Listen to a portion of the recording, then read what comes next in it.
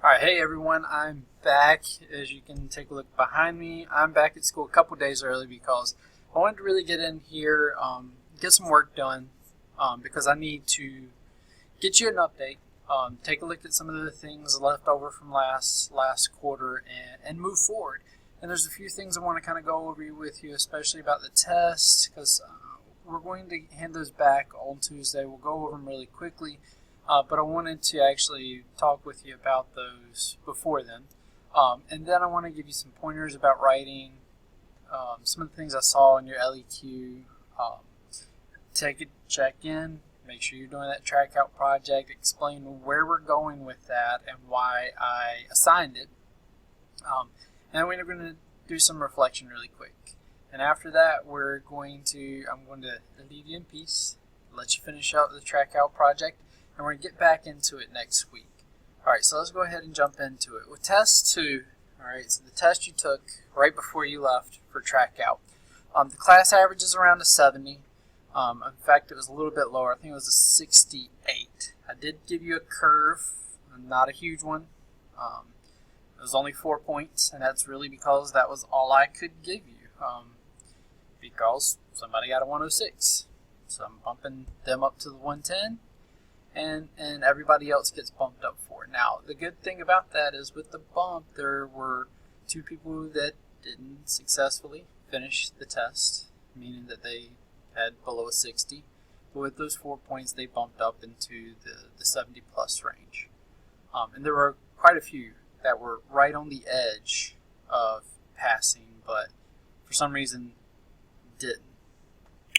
Taking a look at the test specifically, there were a couple problems with the key. I'm going to link a debrief document underneath this so that you can take a look at that. Now again, it's probably not going to make a whole lot of sense until you get your actual test in your hand on Tuesday, because you don't know exactly which questions you missed and which ones you got right. But there's some general comments that I think are good for everybody. It goes over those 2, because there were 2 key mistakes. They're my bad, my fault, my problem. Went a little bit too quickly with writing the test, I think, at the end, and I think when I was doing the key 1 question, I didn't even make 100 on this thing. So don't feel bad about that grade. This class is going to beat you up at times. That's something I think everybody has learned in the first quarter. It's not an easy class. It's not designed to be an easy class. These tests are not designed to be easy tests. So let's take a look at what was good, what was bad. The multiple choice was good. We're really getting the hang of reading these primary sources and pulling out what we're going to need to pull out of those primary sources to answer a question. There's a task in front of us, and when given that task, we are able to regurgitate exactly what needs to be said. Now, that's at about 80% level. I think it's a 76% correct on the multiple choice section, which isn't bad. It's actually right around the average for what you're going to see on the AP test for a passing grade. It's around 75% of the multiple choice questions answered correctly. So good job on that.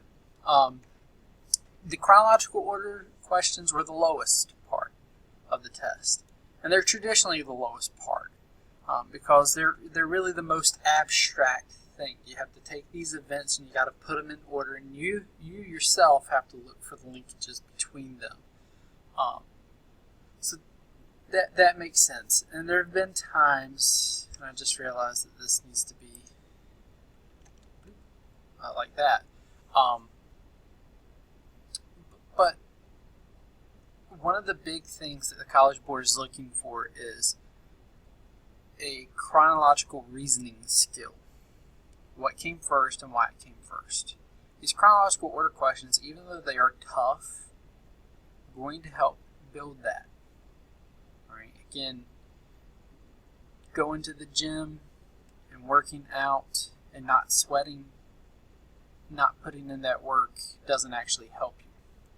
Here's the same thing.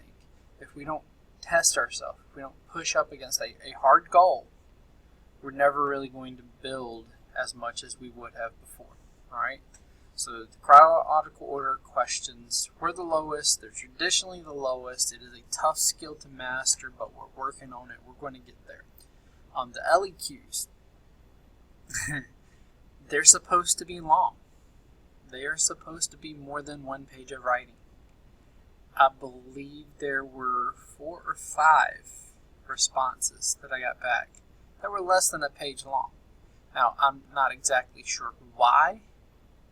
I'm not sure. I'm trying to remember those people. Did they turn them in early? Right. So did you leave time on the board? Did you do the absolute best that you could have? Did you prepare enough for this test? Those are questions that are running through my mind when I see LEQs that are less than a page long. Now, again, remember, I'm not a length guy. I'm not somebody that's going to judge you by the length of the response. However, there's quite a few things that these LEQs are trying to get you to do. And if you're not putting in the work, you're not going to be able to show that. And it's going to take more than a page to show everything these LEQs want you to show. So they're supposed to be long. They have to be over a page and a half, 2 pages, for you to really have a good chance of showing all those things in that checklist that they want to show. Remember, some SFI will get you 1 point, but you have to have at least 3 or 4 pieces of SFI in each body paragraph to get full credit. Right? For full credit for the evidence-based argument you're making. With the skill and showing that skill, being able to show that you understand that the skill that they are asking for gets you 1 point, but being able to clearly prove that is the second point. There was a lot of people, very few people got both of those points. Very few people were able to try to show that they understood what the prompt was asking them to analyze. But a lot of people failed to actually do an effective analysis. One of the reasons why I think that is the case is because a lot of people took a lot of time in describing each little event that was going on. True, you need to describe to give some context, but you've got to hit that analysis portion to stand any chance with getting a great grade on the LEQs. So specifically going through some of this, the French and Indian War prompt, a lot of people, when they were describing that, they were having some trouble differentiating between land acquisition policies and policies towards the natives. They are linked because of the Proclamation of 1763 as being an effect of Pontiac's rebellion. But there are 2 distinct things. If Great Britain was restricting colonists from moving into the Ohio River Valley without any Indians being there, it would have still caused problems. Right? So they are linked, but they are distinct, and I think some people had trouble making that distinction.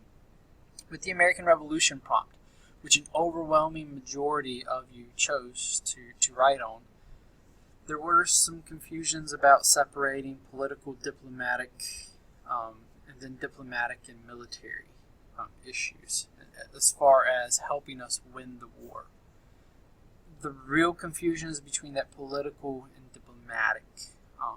I think one of the reasons is that we really haven't defined what is political and what is diplomatic all that well.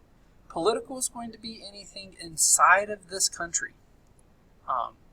Dealing with divisions between the North and the South, the different nations, as Woodard would put it, the structure of the government, the effectiveness of the government, the Continental Congress. What did they do well? How did they contribute to winning the war? Barely. Continental Congress is not going to be all that effective, especially with the military side, with funding the military, but they are a elected representative government that's helping unify the nation as much as it can be unified in effort to win this war. The diplomatic and military, because the French army and the French assistance is such a huge part of helping win the war, I can see where the diplomatic and the military kind of blend together, but you still need to kind of keep that separate.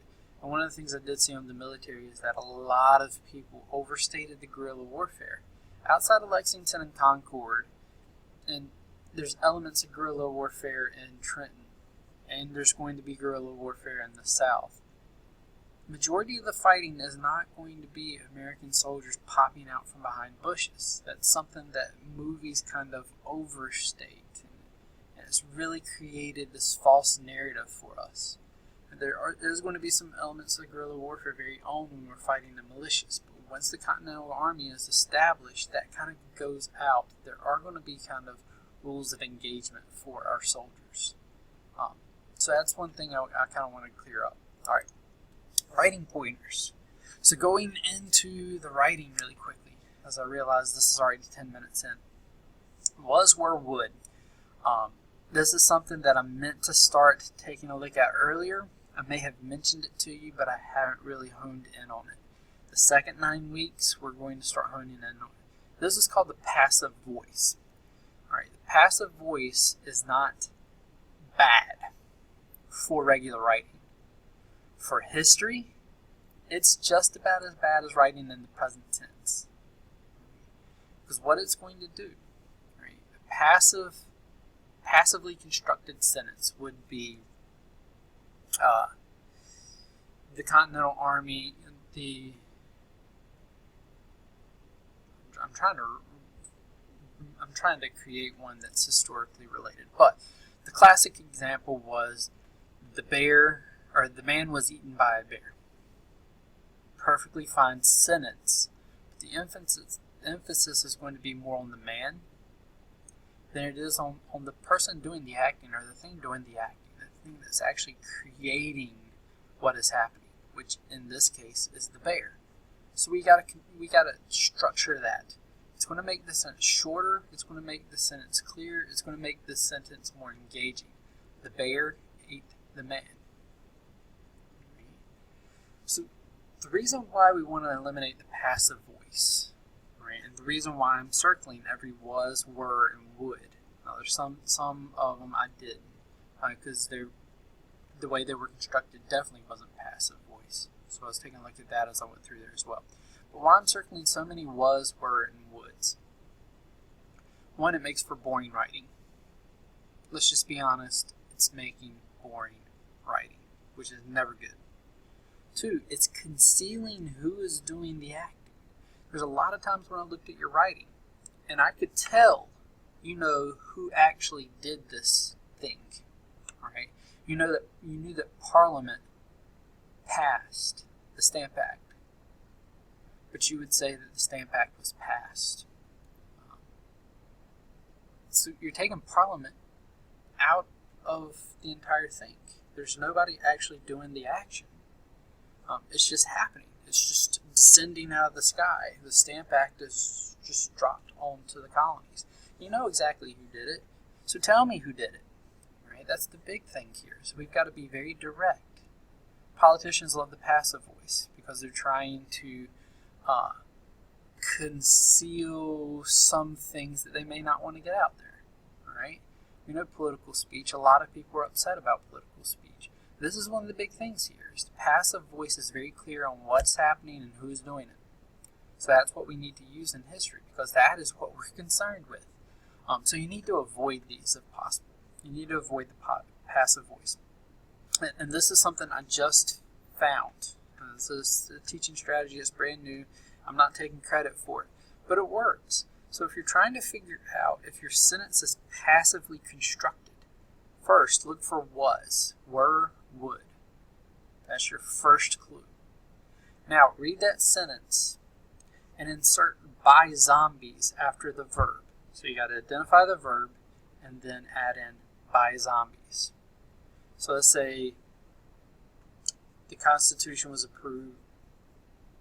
The Constitution was approved in 1787. Passive or active? Well, let's test it. Approved is going to be our verb here. The Constitution was approved.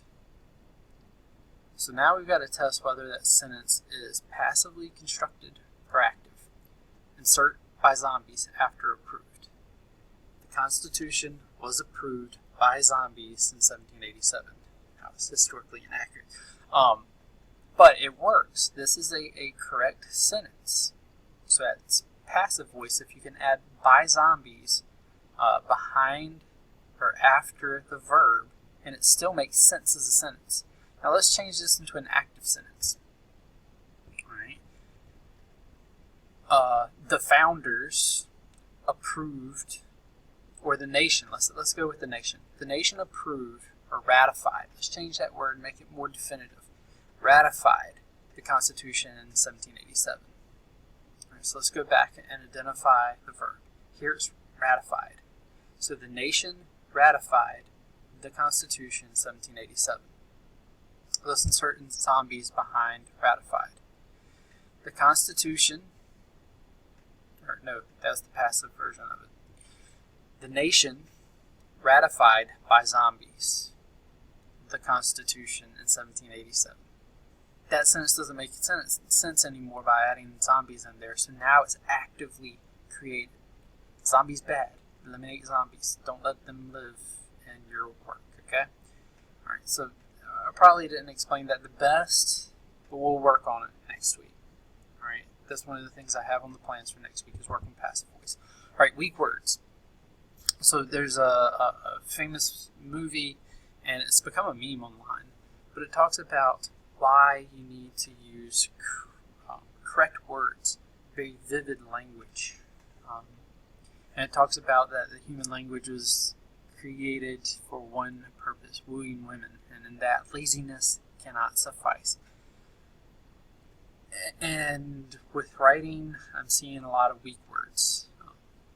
And we're going to go into that a little bit more next week too, but a lot and got are ones that are showing up a whole lot. America got weapons from France. That is very boring. Acquired, appropriated, right? If it works, stole, right? Those words are better because they're more descriptive than this three-letter word got. Same thing with a lot. A lot is going to be very weak as well. So we're trying to eliminate those weak words. We're trying to eliminate passive voice. All right, so the other thing I'm looking at, essay structure. The LEQ is an essay. It needs to be structured like an essay. So there were I'd say about a third of the essays that I saw lacked one of these things. An introduction with a thesis. There were, I'm trying to think, at least three that lacked an introduction or a thesis. Or lacked paragraphs. It was just one block of text. Okay? This has to have an introduction with a thesis, separate from the rest of the body paragraphs. So with the body paragraphs, you're going to need to have 2 or 3 body paragraphs, more or less. You can break it down into smaller chunks. But there has to be body paragraphs that has your analysis and your evidence in it. And it has to have a conclusion. It has to have a conclusion. About a third of the essays that I saw lacked a conclusion. This is your last chance. If your thesis here is not clear, if you kind of summarize your argument one more time in your conclusion, you give that grader a second time to give you that thesis point. So if they don't get it here, which they should, but if they don't get it here, you need to have a conclusion to that fail-safe. Always add a conclusion. Even if you're running out of time, cut that last body paragraph just short a little bit and give you a chance. Give yourself a chance to get into that conclusion and sum up that argument one more time. Transitions and claim sentences we're also going to work on as well. This kind of goes into that structure.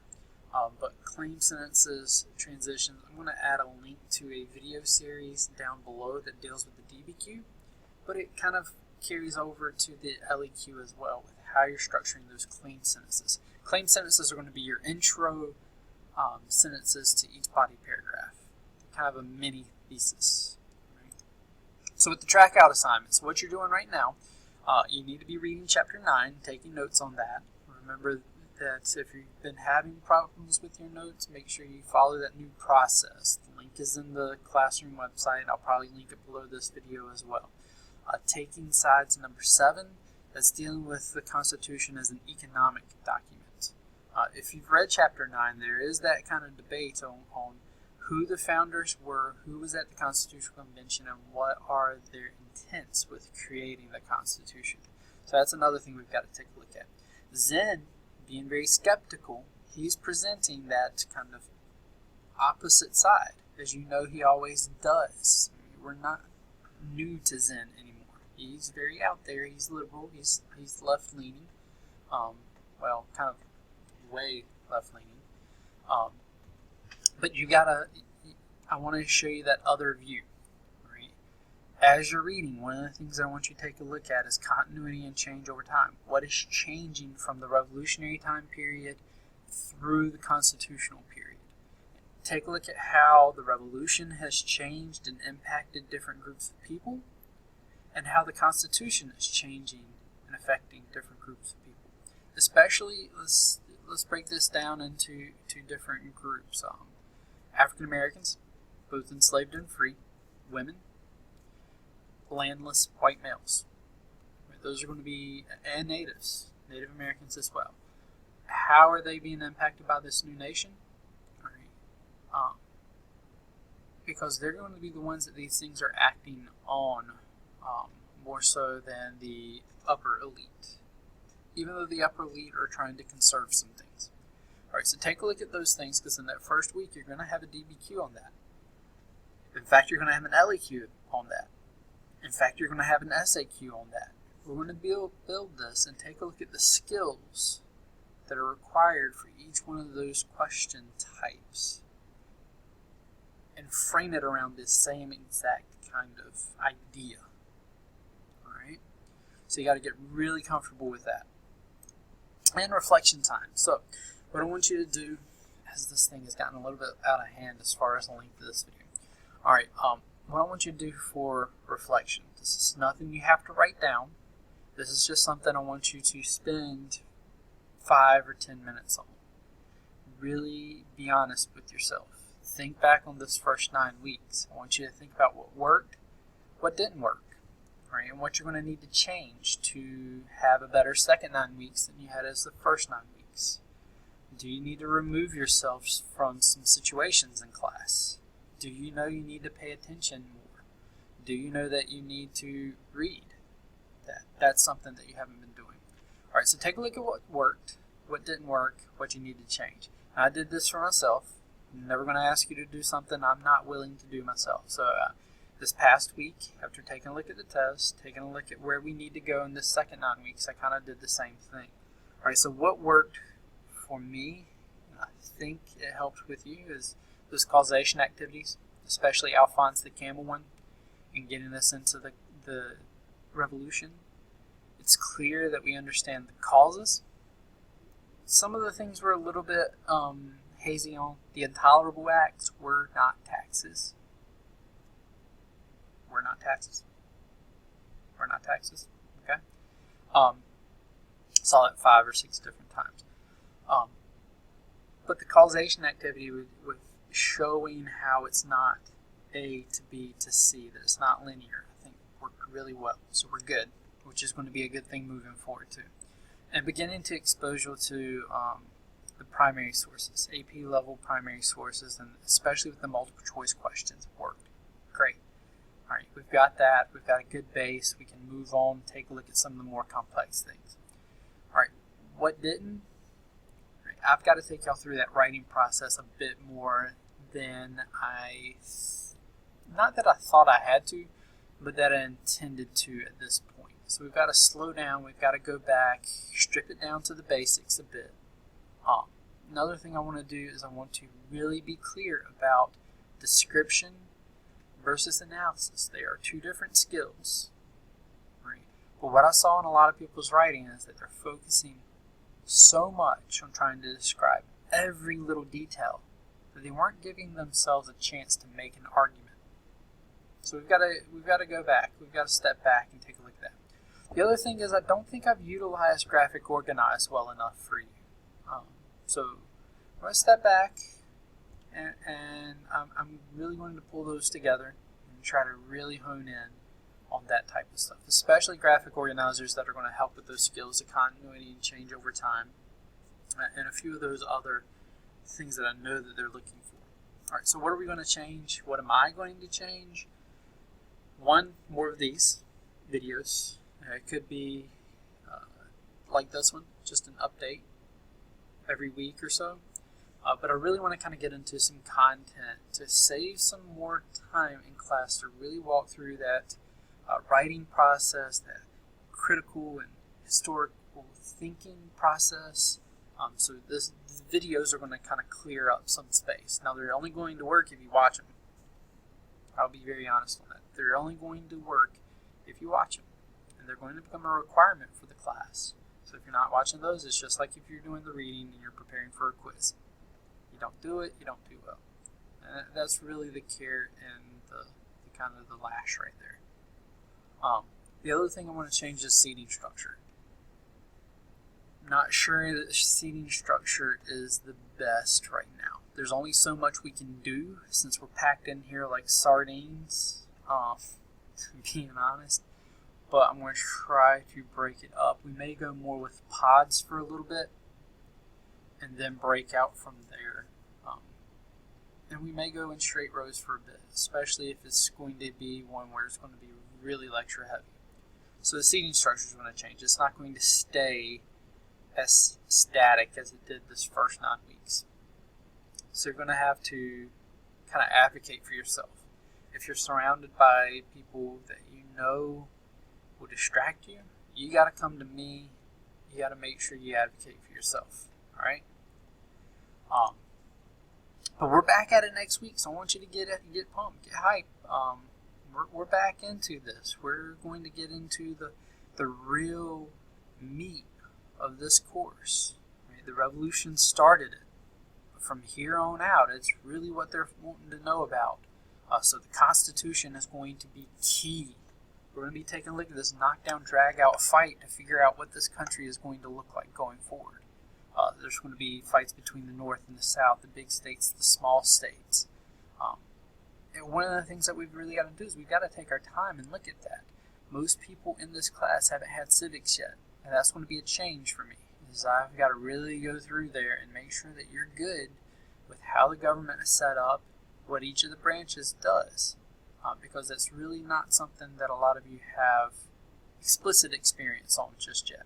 The other thing is, you know it, you've been looking for it. Some people have attempted it, but we're really going to start to break down what synthesis is and how you can do it. All right, so get ready for that. That's going to be the major thing we're rolling in this 9 week is that synthesis. Now that we have a good base of knowledge to work with, now we can pull that synthesis in here. All right, and if you haven't done so, Hamilton on YouTube, find it, listen to it. It's a great piece of art. It's transformative. Even if you don't like the genre, listen to it. You're going to have something in there that you like, especially if you're taking this class for the right reasons, that you love history, that you're interested by it. It's going to be interesting to you. Now, I know some of y'all have listened to it and kind of probably beaten it into the ground, but we are going to refer to it and probably use a few songs from it in the next couple weeks in class. All right, and this thing's going on about 30 minutes, which I never intended. All right, so I'm going to see y'all Tuesday. Y'all be safe this weekend. I don't know what the hurricane's going to do, but I've lived through quite a few of them. Even this past week, my hometown flooded. My grandparents' house, they're going to have to condemn it. Never drive through water. Never drive through standing water. Be careful. Be safe. Hopefully this thing turns away. But everybody get back here on Tuesday. I'm ready to see y'all. I don't do breaks all that well. So see you Tuesday.